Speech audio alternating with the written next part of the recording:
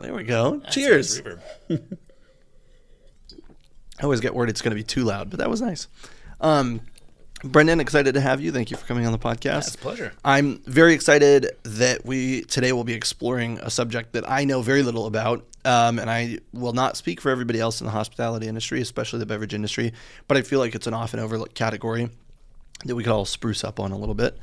And, you know, the Reluctant Somm is always focused on the hospitality and beverage industry, and within that realm, I think it's highly important for us to focus on cider, because that's not something that we have a lot of opportunity to discuss. Yeah. So thanks for coming on and being my guinea pig for my It first is absolutely cider my pleasure. conversation. Yeah, it's a great place to start.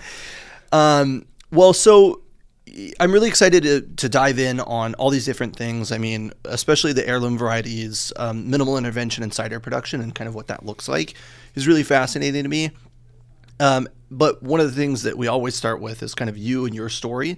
And since Posterity Cider Work is a collaboration between your wife and yourself, if you want to touch her story into it as well and explain to us how you got to artisanal cider production, I think it would be a fascinating story. It's a meandering journey. Yeah. But the super simple Cliff's Notes version is we both grew up in the South Bay, and we started dating. We got an apartment in Pacifica. From Pacifica, we moved down to Half Moon Bay, and we bought a cute little house in Half Moon Bay that came with a huge backyard full of apple trees.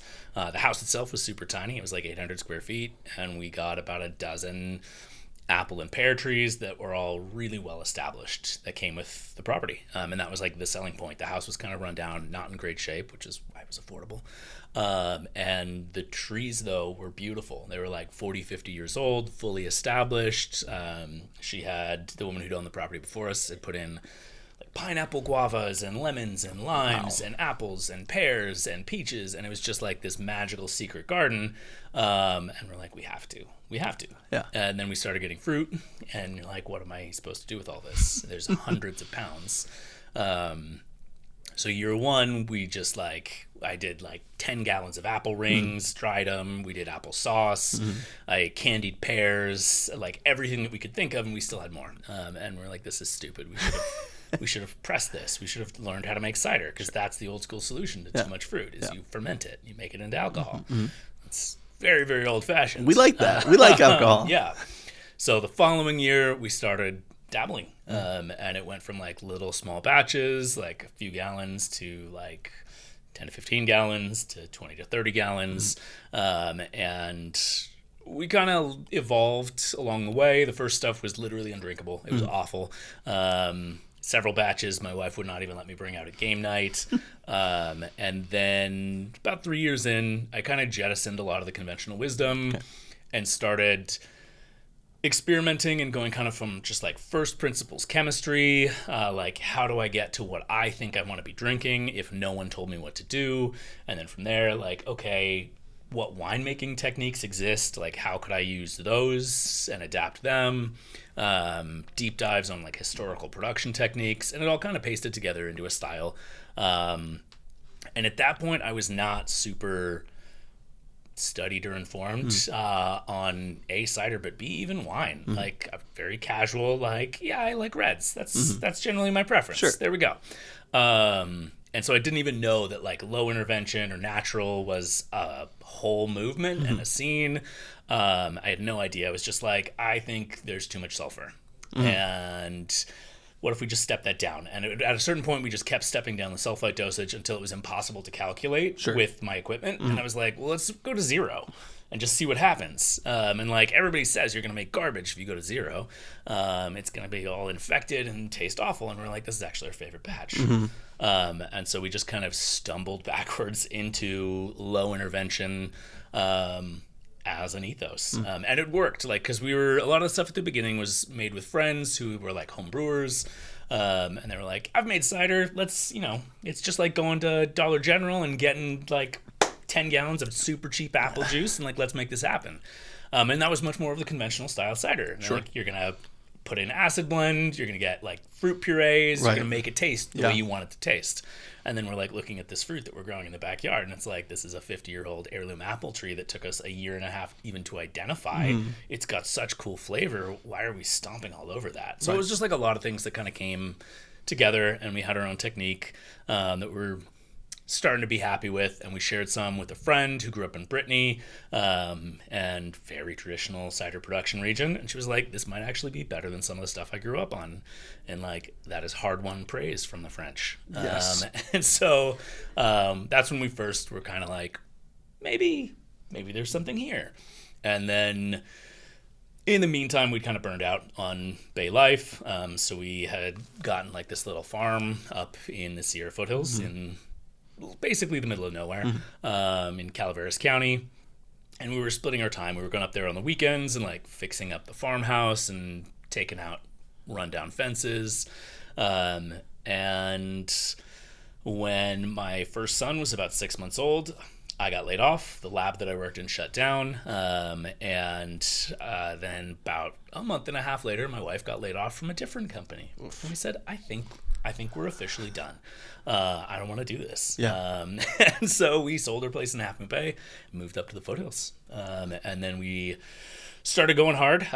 We put in the orchard the year before that. We put in like 30 trees. And then the next year we were like, well, if this is going to be a thing, we need a lot more trees.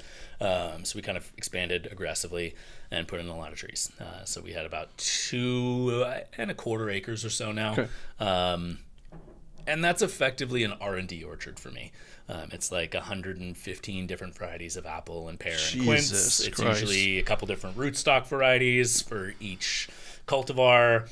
And we can kind of figure out, like, what of the traditional European cider apples, how can we make them live in a place that's dry for 5 months straight and occasionally gets to like 115? What can we do to make an apple from Normandy or Brittany or Central England survive up there? And so one of the things that we've also done is we planted some Spanish apple varieties.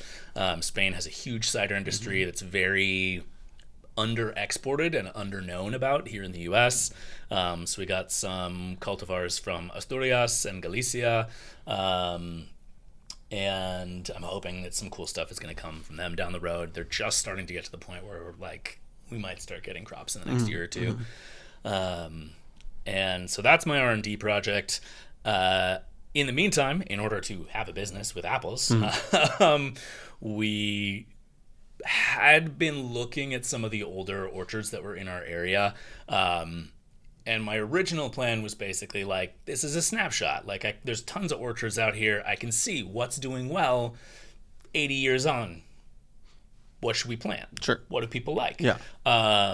And so we were getting out to some of them, and I was like, my original plan was like, we're going to take cuttings from heirloom trees that clearly have the ability to survive here.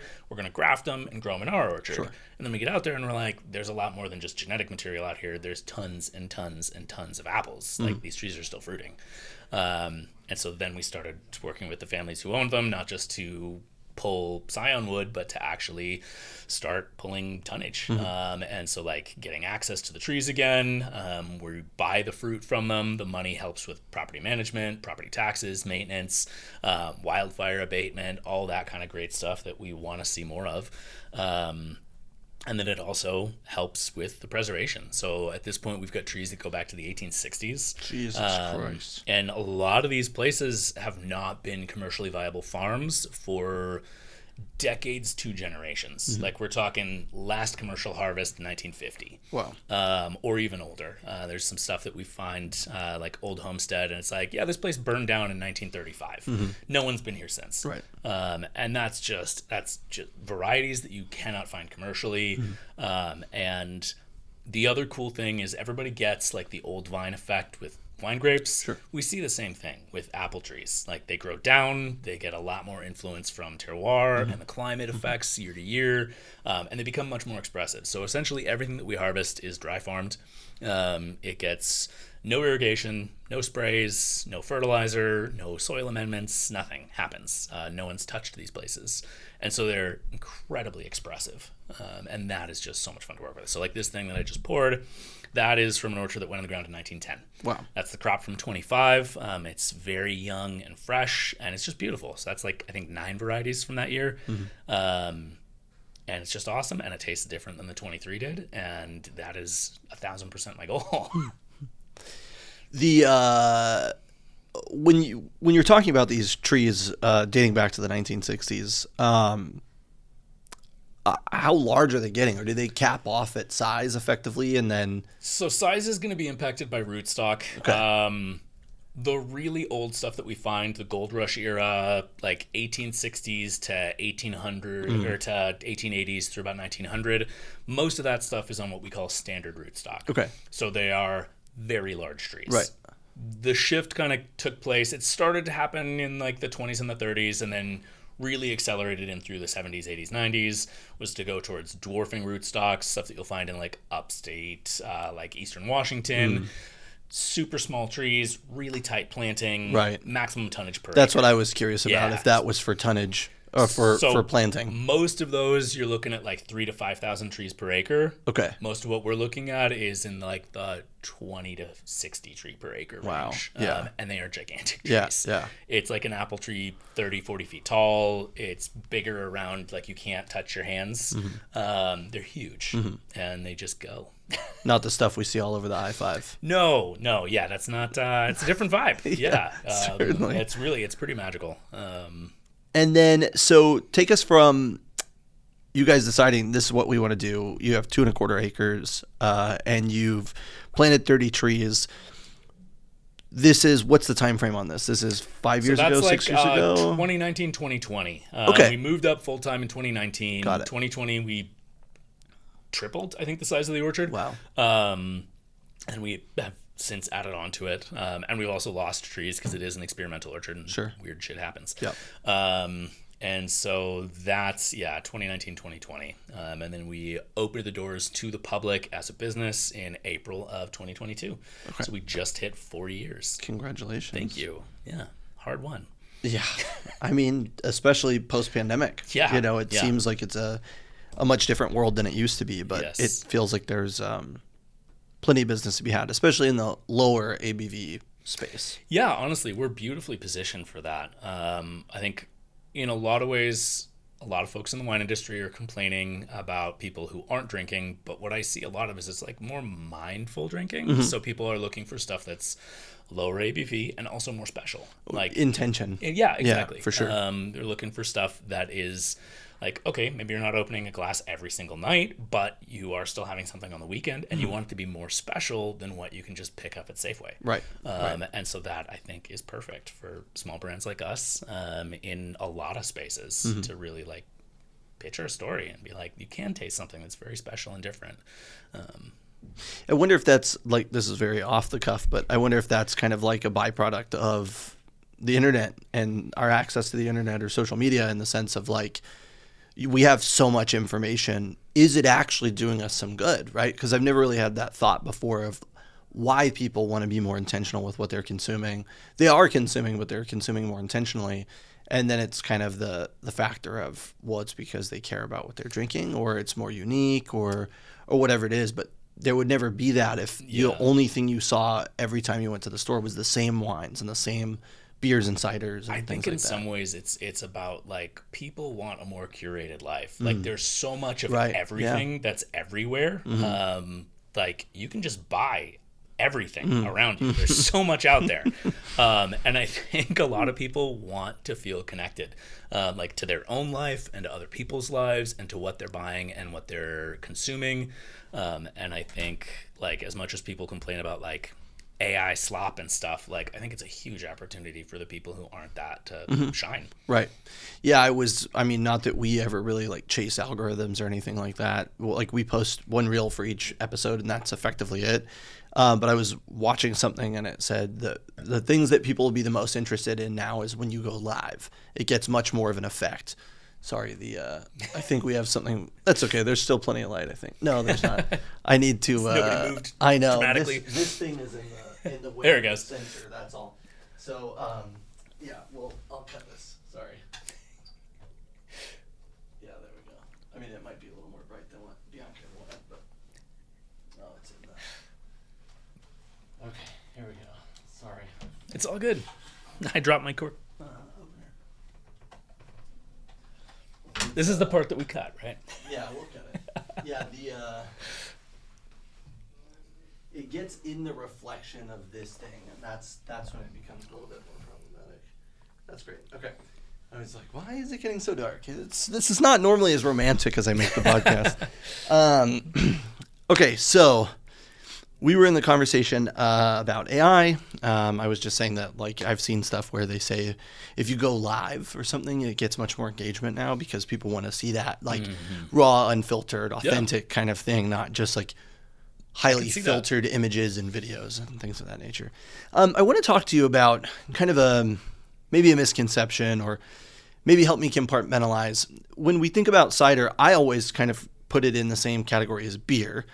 Oftentimes it feels as though it falls into a category of wine as well, though. Like, there's many places I go, I see wine by the glass list and cider is on there as opposed to being with beer. Where do you think it fits the most appropriately? So in a lot of ways, I think the association with beer is heavily driven by the way cider came back in the U.S. Okay. So cider disappeared. It was off the American palate essentially for over a century. Is this due to the prohibition? So that's typically what people blame. Okay. But I don't think that's actually true. Okay. I don't think it helped.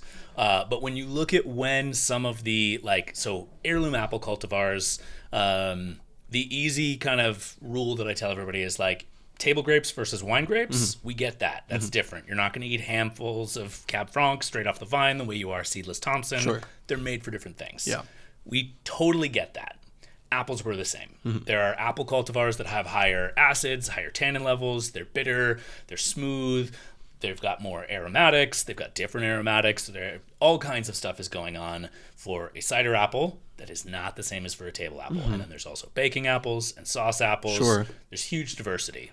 When we think about apples today, most of the time what we're thinking is the table apple. It's the stuff that you find at the grocery store, top 5 varieties. You find it everywhere. And so those varieties that were cider specific, when you look at the history of some of them and when they started to disappear, you see it's happening multiple decades before Prohibition. Okay. So like my favorite example, my go-to is there's an apple called the Harrison. Thomas Jefferson plants the Harrison. He writes about it in a letter to friends, and he says, I put in like 3/4 of an acre of Harrison because the wine that it makes, or the cider that it makes, is better than French wine. He loves it. He plants it. That apple was considered extinct by 1910. Wow. That's before Prohibition. Yeah. So really, when I looked at it, I think you're seeing kind of 3 different factors. Number 1 is just urbanization. People are moving away from farms and into cities. 1800 to 1900, huge shift in how America lives. The second thing that's happening is industrial agriculture starts to kick in. Grain prices get a lot cheaper. Grain-based alcohol gets a lot cheaper too. People are living in cities where they don't have fresh fruit. They're not living on farms where you can just put up a barrel of cider, have some apple trees. You're living in an apartment in a city, working a factory job. That's not a thing that's part of your life anymore.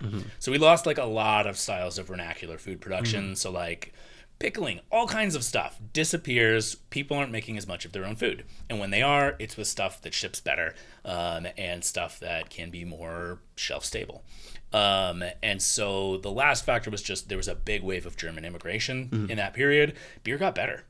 Beer had, Germany had tight beer production laws. German brewers were here in the U.S. They had cheap raw ingredients, better and a malts, much bigger population. And so beer got better, beer got cheaper, cider was harder to find, and that perfect storm. And so we see a lot of those apple cultivars disappear before Prohibition. And then, Prohibition comes along and done. Nail in the coffin. That apple that you cannot eat as applesauce that only was made for fermentation that managed to squeak through that solid winnowing of 40, 50 years, you might as well rip that thing out. But the things that you're working with that are older than that are effectively fallow orchards. I was going to say vineyards, orchards. Yeah. So they've been abandoned. There's some attrition that takes place. We lose some varietals.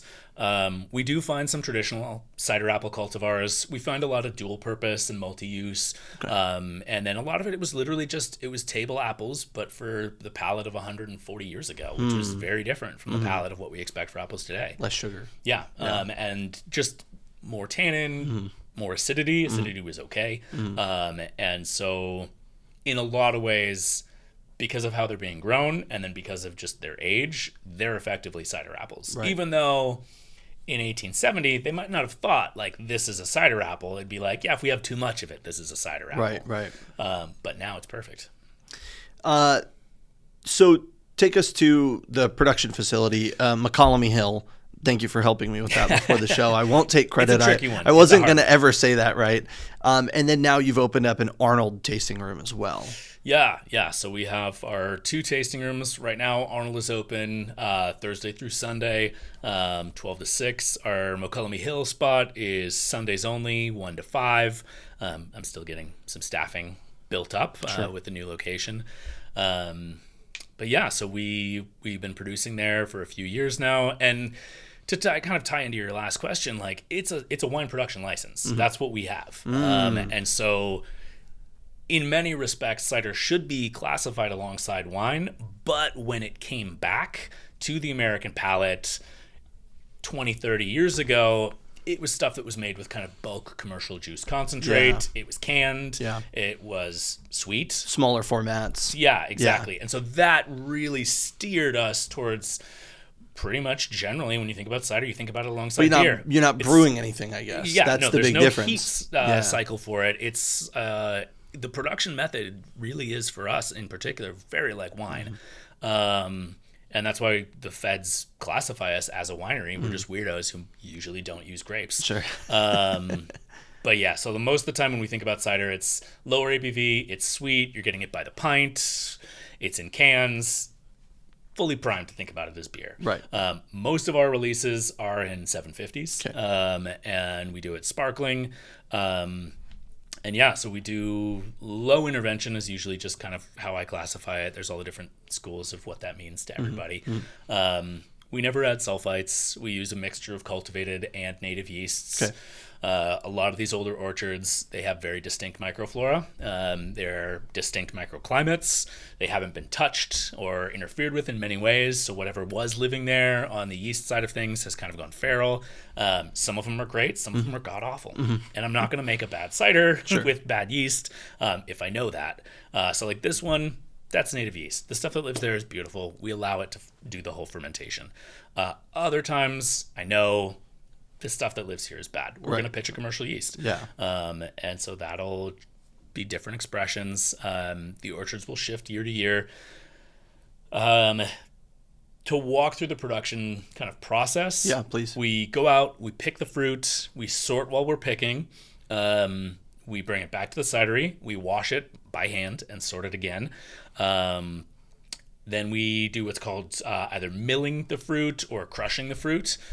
So again, your audience is probably very used to wine. Wine grapes, you can squeeze them with your fingers. They'll pop. Apples, a little bit tougher. A little harder, yeah. Yeah, so we have like this giant, essentially it looks like a Vitamix. Okay. It's called a fruit mill, and it's like a 2-horsepower motor with 6 blades, big long chute. The fruit drops down, hits the blades, gets chopped into very fine mince. It looks like applesauce. Right. And so we mill the fruit and then we press it. And so for pressing, we do actually use some like basket presses, bladder presses, and then our other tool is what we call an accordion press, and that's actually purpose built for cider production. Okay. But we do use some of the classic like bladder wine press things for smaller batches.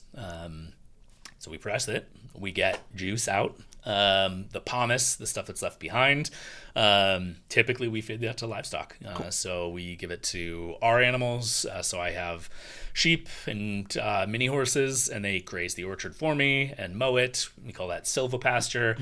And then they eat the pomace when it's cider season. When there's more than they can eat, we give it to local ranchers who are running like full beef operations and stuff, and they can actually consume a lot more than my animals can. Right, They've sure. got, 60 head of cattle, which will make a solid dent on a couple 100 pounds of apples. Yeah. When you're milling the fruit, silly question, but I'm assuming that skins are on, Yes. seeds are in it. It's just going in its whole apples, Whole effectively. thing. Yep. Yeah. So stems, seeds, skins, it all goes in. Which similarly would add tannin like grapes. Yes. And it's interesting because apples have actually the opposite phenolic distribution as wine grapes. So with wine grapes, most of the phenolic content is in the skins. With apples, the majority of it is actually in the flesh. Wow. So like you cut open an apple, you see it brown. Those are tannins oxidizing. That's in the flesh. Yep. But the stem and the seeds do add in the skins. They're going to add some character. But yeah, it's not feasible to peel and core a couple tons of apples. Yeah, absolutely. It's a long day. I just want to make sure that I'm understanding the process fully. Absolutely.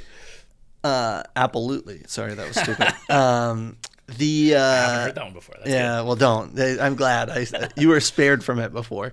You had mentioned before that you had worked in labs. I mean, is that really your background? Is it mostly in chemistry or? So I've studied a lot of things. I started out studying material science and engineering.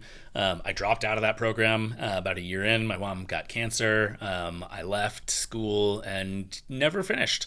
So I went back in little stints and studied some architecture, a lot of geology, solid grounding in chemistry. It's always been an interest of mine. And then, random odd jobs in the city.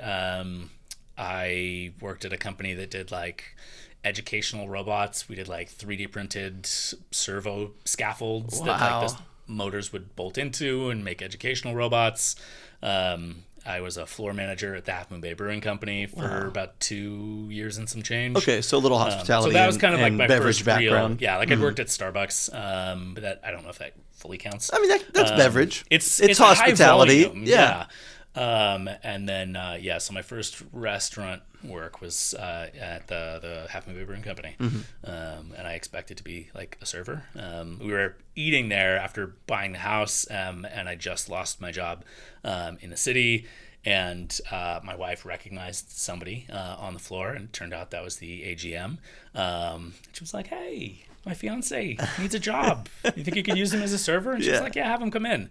And so I came in and I did the interview, and she was like, "Cool, yeah, you seem awesome. Meet my GM." And so he came out and we were chatting, and he was like, "You're like 26, right?" I was like, "Yeah." And he was like, "I think we're gonna make you a floor manager."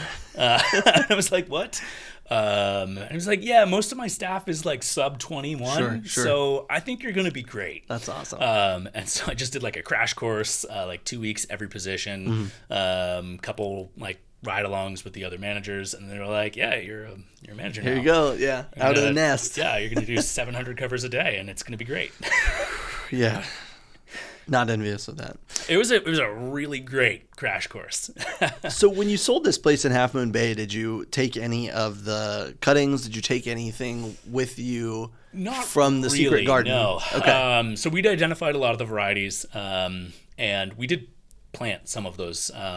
But the big kind of takeaway for us is like Half Moon Bay, very different climate than Sierra Foothills. And so we were really seeing like rootstock matters. Rootstock matters a lot.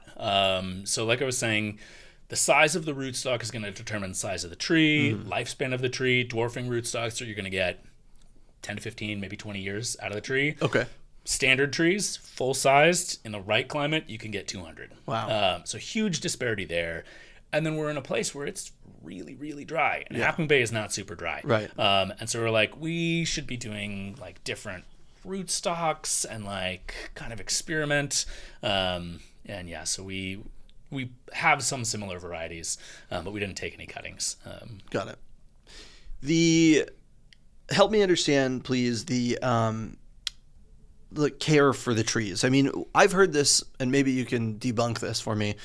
There was a time in a neighborhood when I grabbed an orange off of a tree, which I know is not an apple, and I took a bite out of it after I'd peeled it, and it was awful. And the person said that's because they don't take care of the tree or they don't pick the fruit every year or something like that.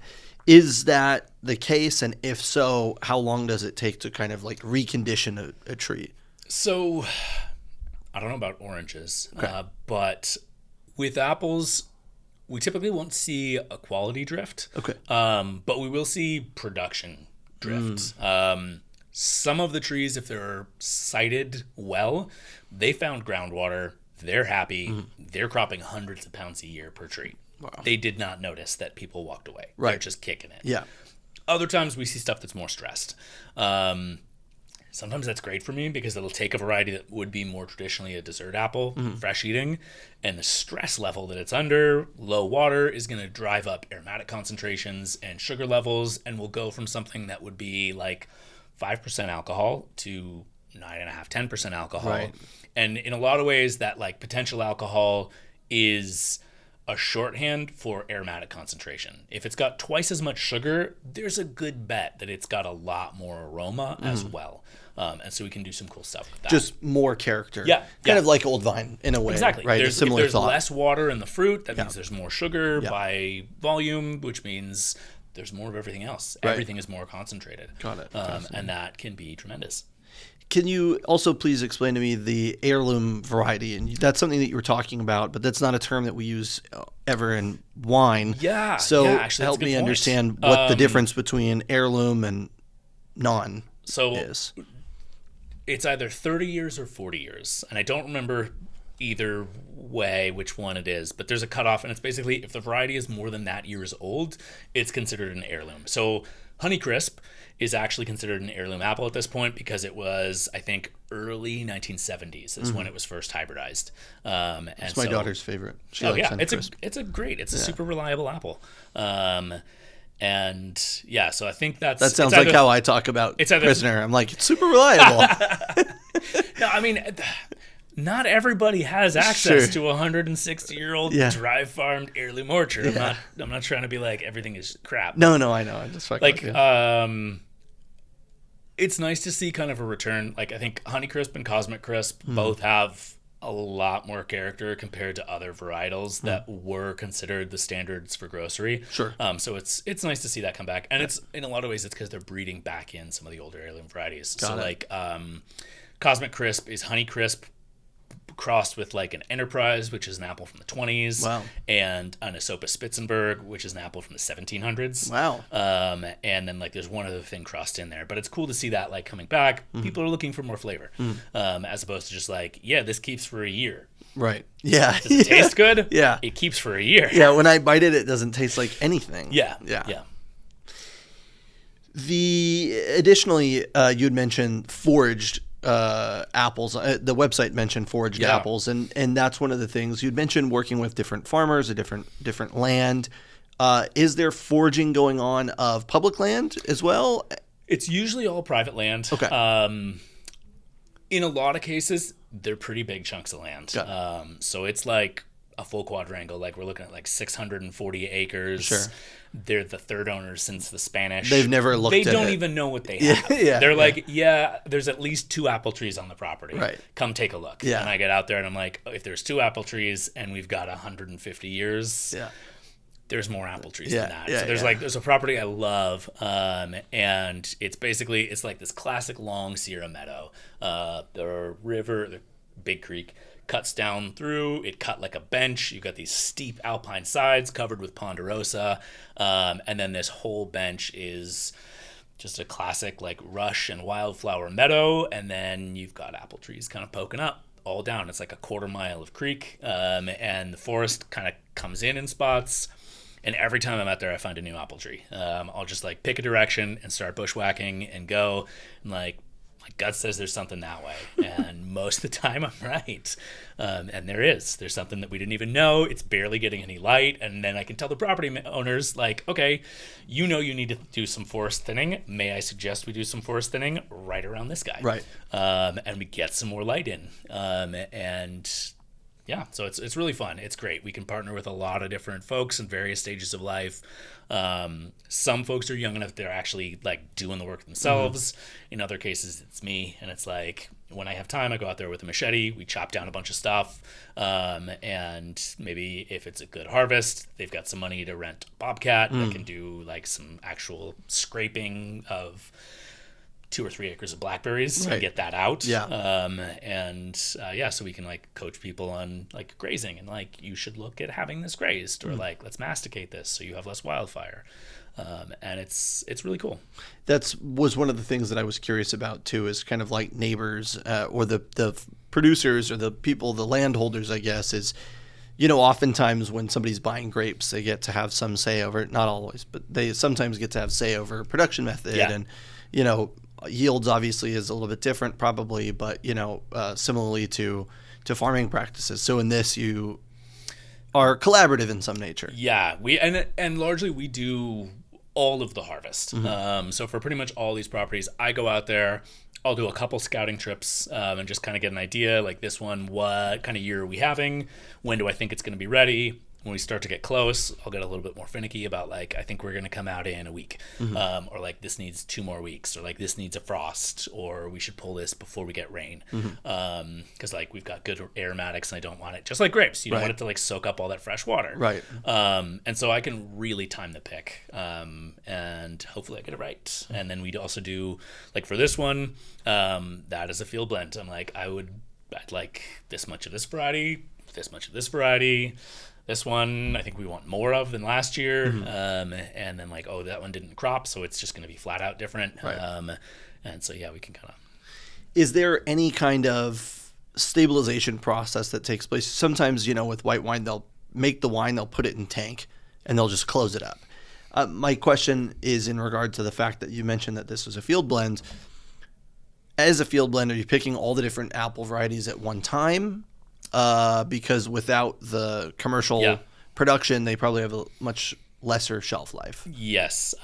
So it depends on the property. Okay. There are some properties where I do basically a rolling harvest, and we'll come in, like usually the one I'm thinking of, first harvest is usually early September. We'll come back again late September.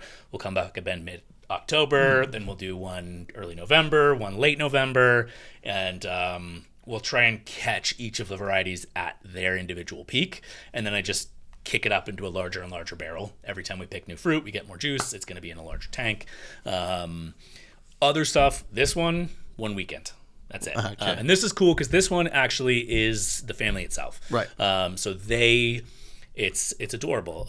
It's this woman, her bridge club, her brother and her brother's kids, one of whom is like in Southern California, and like everybody comes up and they all do the harvest in one weekend. And I love that because the orchard had been derelict for like 40 years. Wow. And now it's like being lived on again. Yeah. And that's just really cool. But then Is that due to the fact that you had interest in the apple? Yeah. Okay. Yeah.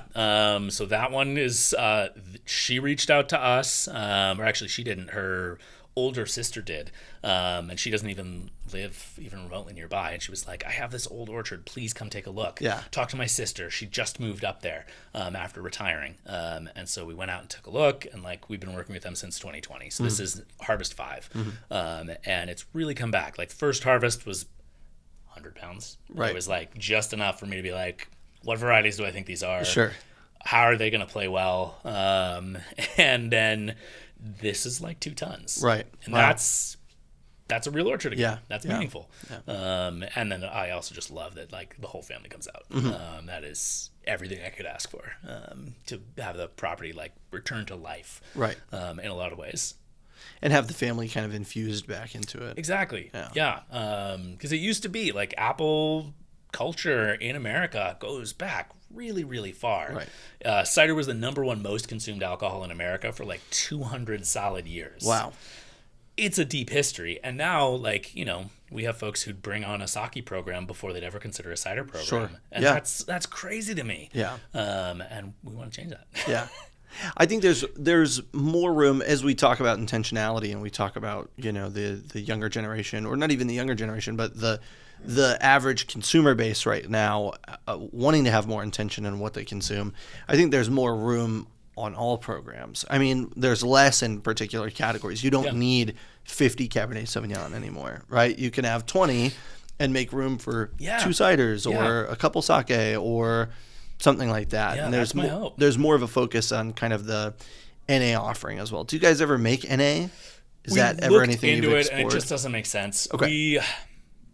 we spend all this effort making it low intervention, Sure. and then you take the alcohol out and you have to put in Something. sulfites Yeah. and Velcorin and like potassium sorbate Got it. and like Got you it. got to stabilize it. I'm like, this kills me.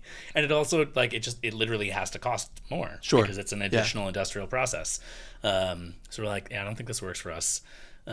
Yeah. I mean, it's similar to wine in many ways. You know, there's the dealcoholization process, Yeah, which is so a very that's what violent process as That's well. what we looked at. Yeah. And the stuff that we got back was close in flavor. Mm-hmm. It wasn't shockingly distant. You hit your palate differently because the alcohol changes what's going across your palate. Sure.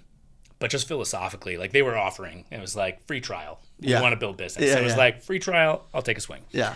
And then we got it back and we're like, it's close. It kind of lost something though. And just philosophically, like it just doesn't work. Yeah. And Instead of we just do apples some, and yeast, it's now got 20 other ingredients exactly, in it. yeah. So we do some low alcohol, extra low. We do a really I don't have it today, but we do a style of cider that's called a cider kin. Okay. And it's kind of like a piquette. So it's the second pressing of the fruit. Got it. You rehydrate the pomace and then you press it again. And so the way we usually do it is like some amount of kind of soak and spontaneous fermentation. It gets a little funky. Then we press it again. And we usually see something in the like a third half the alcohol of the parent cider. So like first run, we'll see 7.5. Second run as a ciderkin, we'll see like 3-4. Got it.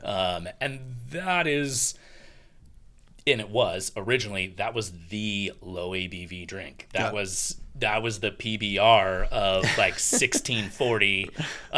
And so it was like the day drinker. It was stuff that you could just have. It was clean. It was refreshing, a little tart, real fun, but it wasn't get you hammered while we were still doing farm work. For sure.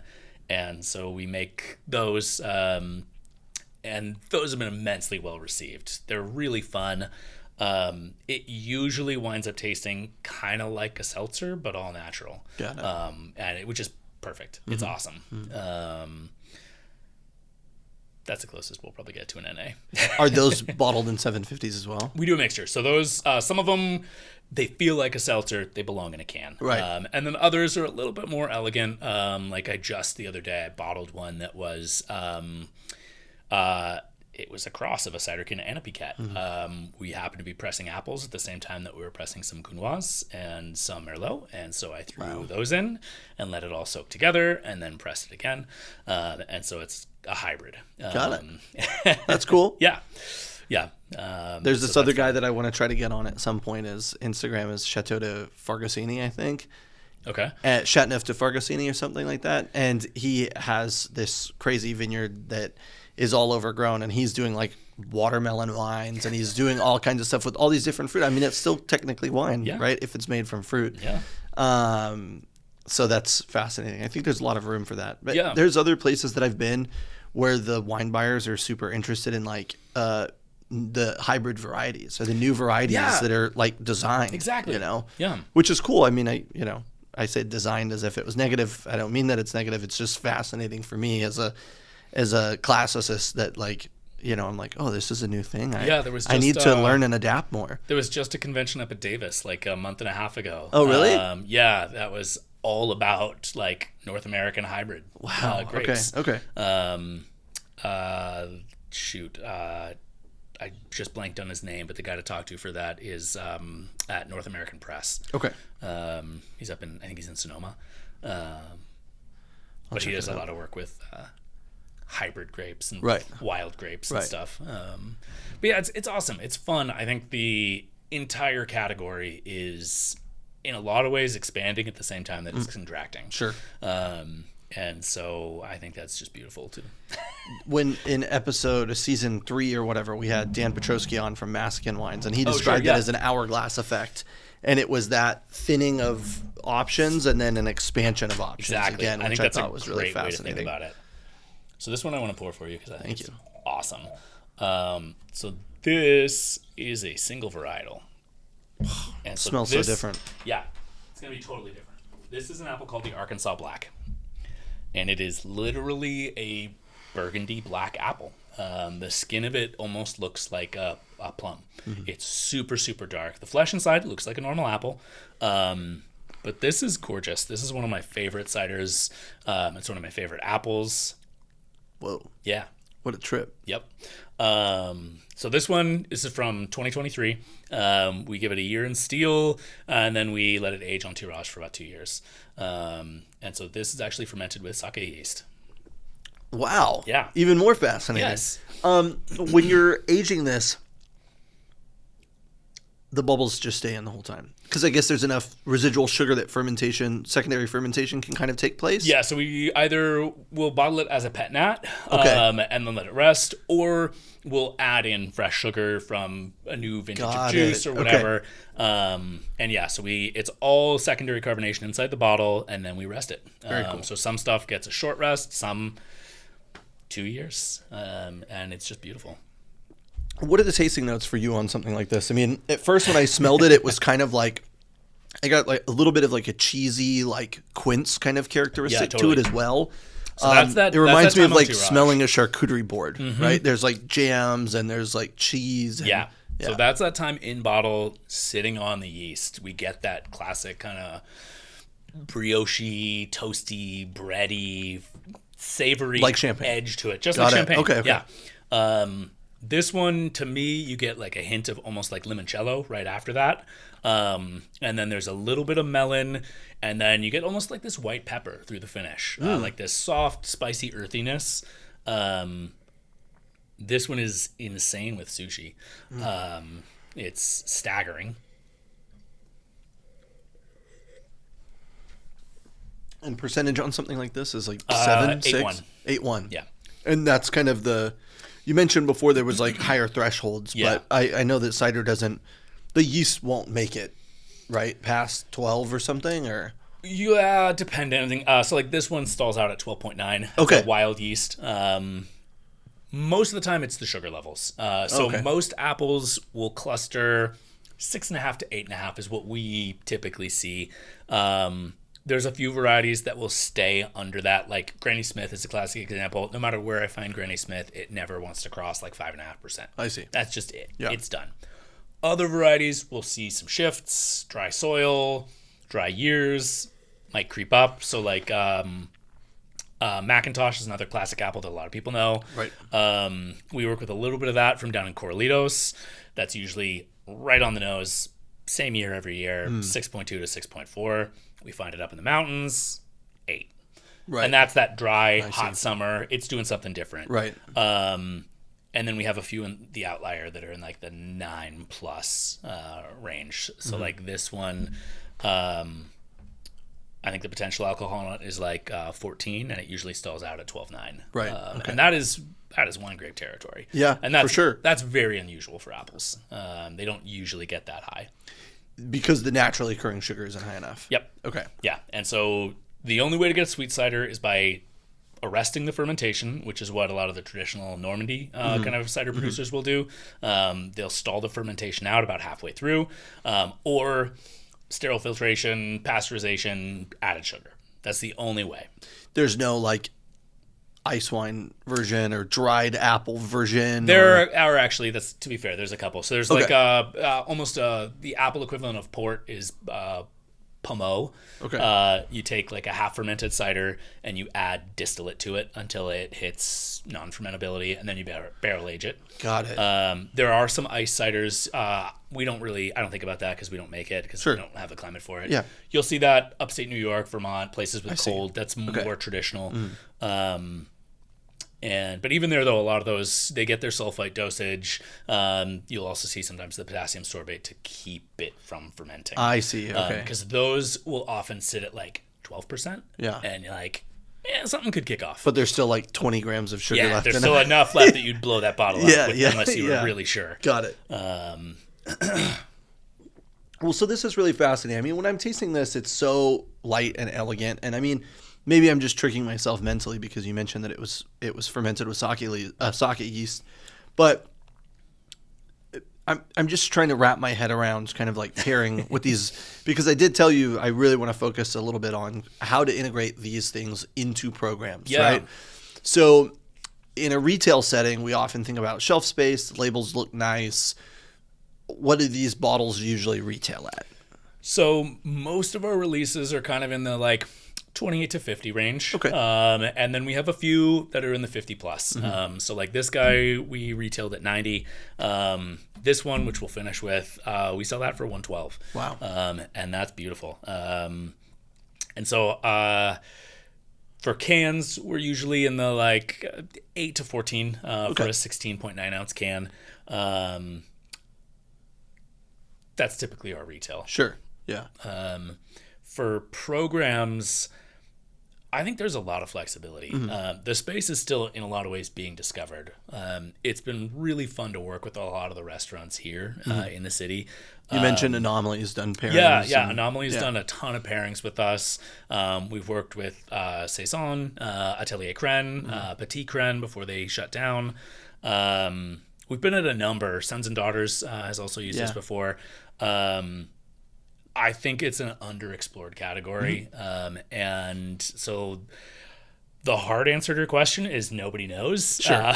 And it's really just depends on the cider, just like it does with a wine. Like you're not going to say, how do you pair a wine? And you're like, with fried chicken. And you're like, well, what kind of wine? Yes, that's true, but it depends. Right. And so for me, the goal really is like education, getting it out there, showing that cider can be different than what we all just think about immediately. The first exposure pretty much everybody has in the States to cider is sweet, canned. Aces or whatever it's called. Yeah. And that sets us up. And that's the expectation that we have with cider going forward. And it's like, well, okay. Producers like me owe a lot to those companies that brought it back. There is shelf space dedicated to cider now. That wasn't true 40 years ago. So now it's back as a category. Because it's technically a gluten-free option as well. It is. Yep. It's great. Yep. And so it's back as a category. Yeah. Everybody knows, for the most part, hard cider exists again, Right. which was not necessarily true. And now it's our job, the smaller producers who are doing more of the kind of fine wine style, place-specific, varietal-specific, vintage year-specific, a very high-touch style, to be like, okay, it's back as a category. There's subcategories. You want to check it out? Yeah. Yeah, don't just stop at the surface. Exactly. Yeah. And I mean, you see the same thing in a lot of ways. Most people in the craft cider industry like to say that we are where craft beer was 2.5, 3 decades ago. Okay. It's emerging as a category. People are starting to give it the time of day. Personally, I think it's much more accurate still to say that we're like California wine pre-Judgment of 76. Sure. Where it's like, you want a cider? Do you want a sweet cider or a dry cider? Right. You want a red wine? You want a sweet wine or a dry red wine? Right. Like that's about the sophistication Right. level. And it's like there's so much range there that we can kind of start to show. You're Like, not boxed in any particular categories either, because Yeah. in Normandy, it's significantly more regulated. Yes. And Estudia is significantly, or in Spain, it's significantly more regulated. Yeah. So we have kind of this open field to play and explore and change perceptions and be like, this is what a single varietal cider tastes like. Right. This is what that specific apple tastes like in this climate. This is what it tastes like in a different one. So like this one, the Arkansas Black, is my favorite example because it's one of the most responsive apples to terroir that I have come across. Right. There are apples that don't care where they're grown. Right. Like a Fuji is not going to give a crap whether it's coastal California, central California, Sierra foothills, Washington, upstate. You can plant it on the moon. Yep, Yeah. it's going to taste the same. Right. Other stuff, there's some serious change. So like this one, the Arkansas Black, I can like tell up by us, limestone, clay, granite, schist, they're going to taste different. And you're going to notice it in the fruit itself and in the cider. And that is unreal. And not really something that is appreciated yet. Right. Right. Cider's massively understudied compared to wine. When I think in the ethos of not stopping at the surface, it's like if you said, I'm going to put Italian wine on my menu and you only did Chianti.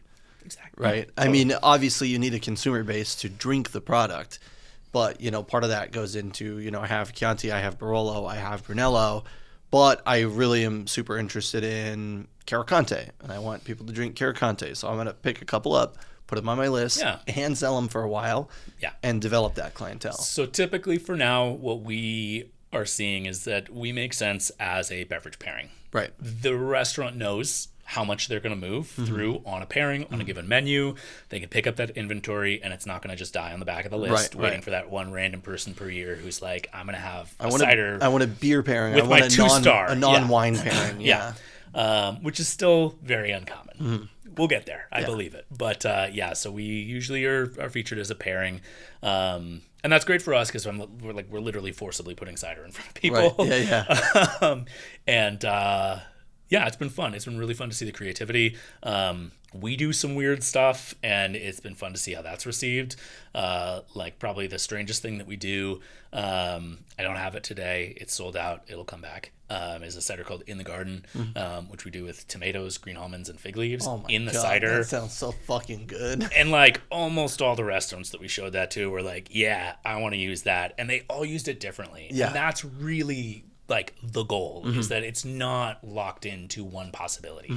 And so like I think Sons and Daughters did it with like a caviar and like a preserved caramelized goat's milk cheese toast. That new Nordic cuisine is all high acid anyways. And Anomaly used the exact same cider with like their deconstructed tomato salad. And like there's so much range. That's super cool. And that's just a delight for me to be able to be part of and to see. Yeah, fascinating. The first cider is, you mentioned that that's a single farm. Does it say, can I see the bottle? I just want to like take a little peek at it. Each label's so cute too. I was looking at this. So it has the Bear's Lair single estate sparkling cider. I mean, I don't know how much more clear you could get. We really struggle getting things approved by the TTB still. So like cider as a category is not allowed to list a vintage year. For like 18 months, we could put a harvest date on it, and then they backpedaled and they're like, you can't even put a harvest date. That's fucking insane. And so like the descriptive text has to change, and all the agents are accustomed to wine, and so they all have different opinions. There's also a degree of like, a lot of these orchards are at private homes, and so we obfuscate source origin where they want, and we try to tell a story about the place without necessarily being like, this is the town, this is the street, go bother them. And so, but yeah, getting the labels approved through the TTB for now is still a challenge, especially when we do like the co-ferments and like mead. Mead has been a nightmare. So it's the oldest alcohol of humanity. It's fermented honey. We're allowed to make it under the type 2. And the TTB is basically like, they just don't understand it. Yeah, you're making some kind of devil brew. Like we need the exact formula. They tell us what we have to call it, and it never makes sense. It's the same thing like the government regulating marijuana. It's like, if you don't know anything about it, and the people making the decisions don't know anything about it, it's gonna should you be regulating it? Like, fascinating. Well, it makes me think of, there's this winery that I love. It's Cane Winery, and they have a product that they do where they blend multiple vintages together, and they call it like NV15. Okay. And it's a non-vintage, but then 15 is like the second vintage in it or something like that. Yeah. I wonder if you could get away with just putting like 2 numbers on the label, like 25 or something like that, or. Usually the ABV will change year to year, and so I can be like, I know when it's from. I see. Yeah, that makes sense. Yeah. But yeah, for a little while it was awesome because we could have the harvest date on there. Yeah. We'd be like, this is 23. Right. And it'd have to be on the back. Yeah. It couldn't be on the front as a vintage. Yeah. But like the fruit came from this year. Yeah. We'll see if that comes back. There's a couple of like the national cider industry lobbying organizations that are trying very hard to get some of that. The other challenge for us is that in a lot of ways we also have to obfuscate where the fruit comes from. Right. Because we're not allowed to say. We're not allowed to imply viticultural significance to the fruit's place of origin because it's not grapes.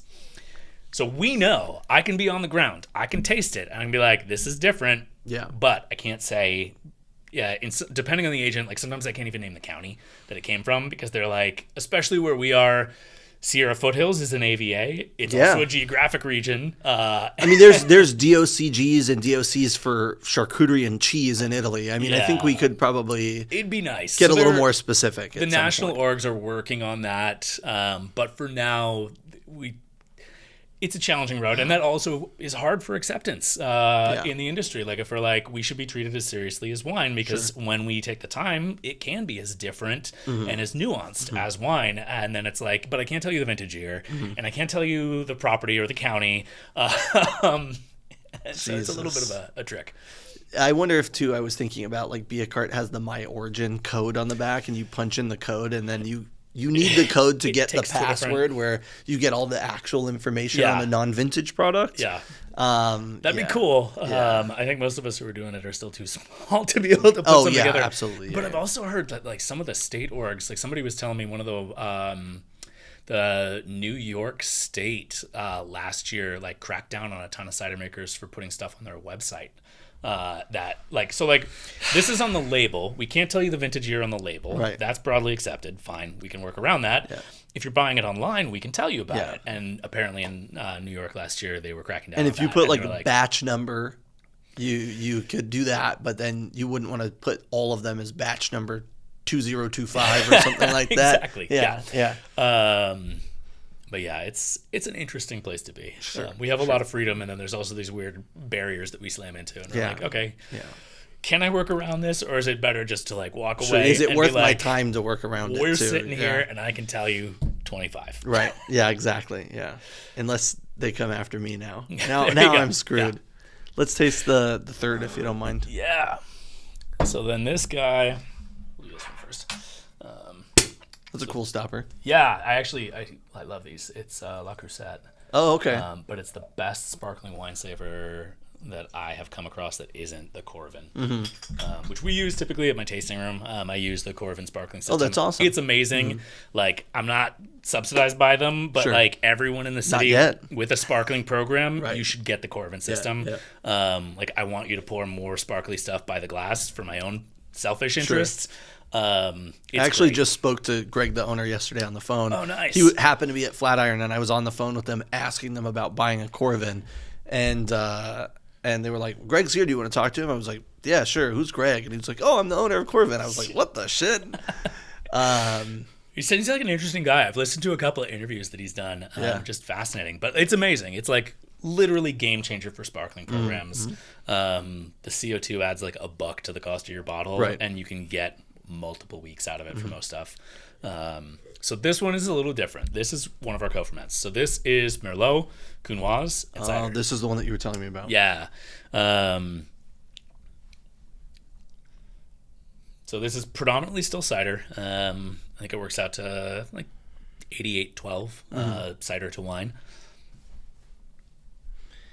And similarly, you're crushing.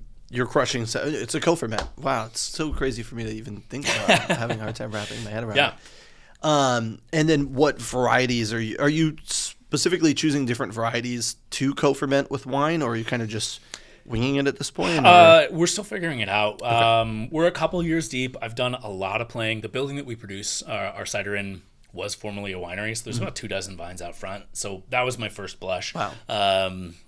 It's like some Barbera, some Cinsault, a little bit of Vermentino, and some Moscato, and it's like 6 vines of each. It's not a lot, but it's enough to mess around with. Yeah. And so this is now, I think, my third year of really playing with wine grapes. And it's been fun. There's a ton of grapes out there in our area. The Merlot that's in this one came from this really sweet couple up in the mountains that put their vines in like 94. That's so cool. And he was telling me basically like, we've made so much wine over the years, I can't drink it all. Right. I just give it to cool people. Do you want to be a cool person? Yeah, I do. Sounds great. And so we got that, and that was fun. The Counoise is cool. It's a fun grape. I like that one. You don't see it as its own label very often. And so we found that on some fairly young vines. I think this was first harvest year. It's like 5 years in the ground. We'll do the last, and then we're coming up a little bit on time, so I just have to. The room rental is a real thing. Yeah. So the first is a single estate, 9 different varieties, or depending on the vintage. Yeah. or non-vintage, the harvest date. And then the second is a single variety from a single vineyard also, I'm assuming, a single orchard also? In this case, this is the Arkansas Black, single harvest year, but multiple properties. Oh, cool. Okay. So it's a single varietal, and this year was across 4 properties. Wow, okay. So it's not a completely uncommon variety. No, actually, we get really lucky. It was immensely popular from about the 1880s through like the 1930s. Got it. They're super, super dense. They're a great baking apple, and they're really popular as almost a homestead apple because they had such a long ability to stay in cold storage in your root cellar. They were very popular. They're also just striking. They're gorgeous. They literally look almost black. So they were cool and trendy on the market, 1922 or whatever. Sure. And so we find a decent amount of it up there. Cool. Okay. The 25, I think, is 5 different orchards. And so some of them won't crop year to year. Higher elevation one in the 23 got some frost. So it was 4. I see. Yeah, we add new orchards all the time. And then we had the co-ferment, which was Merlot, Counois, cider. And then we have Nova is all I can see. Yeah, so this one is... Thank you. Crazy. So dark. Yes. Comparatively, I mean. So this, think a late harvest wine. That's essentially what we make. It's wild crab apples. We let them hang and just hang and hang, and the sugar just keeps going up. We sacrifice about half the crop, and then what we pick comes in the like 12 to 13 to 14% potential alcohol range. Wow. We bottle it pet nat and then just rest it. Has this really cool, I mean, beyond the obviously like honey nutty kind of character, it has kind of this like matterized character to it as well. A little bit of nuttiness. I mean, it's really fascinating. Yeah, for so sure. This, think like creme brulee to burned sugar. Right. You get a touch of that like bittersweet apple in there. It's really, really fun. Yeah, super cool. Very interesting. I mean, you're blowing my mind. Like I've had some artisanal ciders and stuff before, and for a long time there's the Untapped app. And I've used it for beer, and any cider I've ever drank I put on there also. They don't really have, I guess they have a vino or whatever for wine, but I've never used it. But I've never had cider like this, especially such a vast range of style within just 4 SKUs. Yeah. Well, we're coming up to the end. Do you have any advice or any words of wisdom that you'd love to share with anybody? Oh, man. You told me you were going to ask this, and I'm still not prepared. That's okay. Drink more cider. Give more ciders a chance. Give everything unusual a chance. Yeah. Look for new. That's the business we're in. Like half of hospitality is delighting people. And I think delighting them with the unexpected is huge. Like treat them right. Give them something special. Give them something they're not going to see, that they're going to know you're the one who gave them that thing that they'd never seen before. And it's such a fun industry to be in for that. And if you find yourself in McCollum Hill. In McCollum Hill or in Arnold. Yeah, we're about 20 minutes from Bear Valley. We're near Big Tree State Park, site of the giant sequoia groves. There's a ton of lakes up there. It's a beautiful, beautiful part of California. So cider's a nice thing to do. If you go camping, it is. Drink cider in the middle of the day. Go back to the campsite. Exactly. Yeah, it's perfect. Love it. Okay, sick. Well, thank you. I appreciate you. Thanks for having me. It was super cool, and like we've talked about, maybe a part 2 is good. And and I'd love to come up there and start filming some stuff. Yeah, for sure. I'll keep you check posted. out the production.